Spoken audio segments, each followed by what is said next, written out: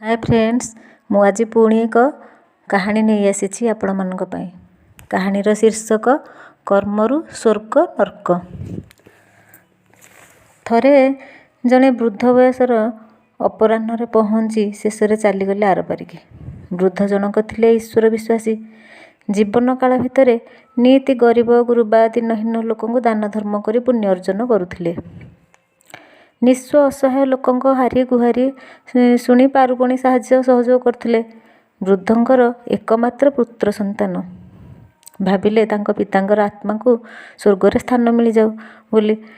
एया विचारी से भगवान बुद्धंक द्वारस्थ हेले।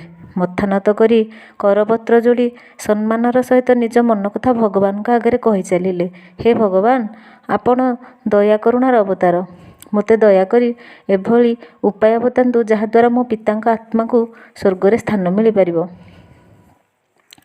बुद्ध किछि क्षण नीरव रहिले। तापरे शांत धीर स्वर रे आगंतुक को बुझाई कहिले, बस्च एथि गोटे काम कर, अन्नति दूर को जाई दुईटी माठिया नहीं आस। मने रख, गोटी करे जेमिति पत्थर भरिबो आउ आरटी रे घी भर्ती होइथिबो।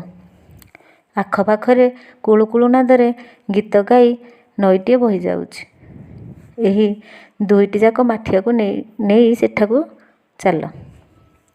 नदी कूल पहुँची माठिया जोड़ी को फुटाई कणा कर।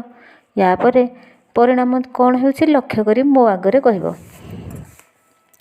भगवान बुद्ध जहाँ सब बतैले तरुण पुत्र जनक सेया कले। सेतेबेले से पत्थर भरा माठिया को फुटेई कणा करदेले।